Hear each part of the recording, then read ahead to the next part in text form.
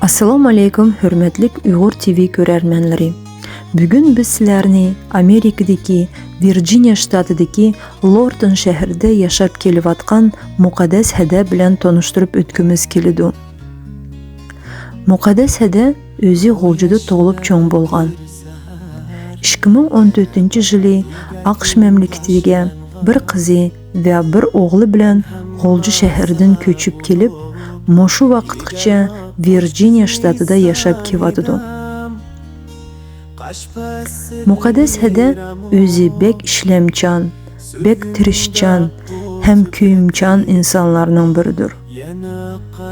Muqaddas Hada ko'p tamoqlarga usti bo'lg'ashqa, bolalarni beqish uchun AQSh mamlakatida har xil Uyg'urlarning tamoqlarini yasab, setishga qaror berib, hatto shu kamgacha shu ish bilan shug'ullanadi.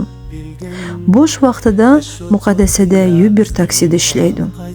Muqaddas Hada o'pka hesib, qo'rma cho'p, langman, ochiq to'xu qo'rmisi, samsa, cho'shira va boshqa Uyg'ur xalqining tamoqlarini yetishni biladi. Agarda shu tamoqlarni xalquvchilar bo'lsa, astidagi telefonga xabarlashib, topshirish bersanglar bo'ladi. Katkan vonatinik aslimisi qachonki aqlimni asirga alg'anda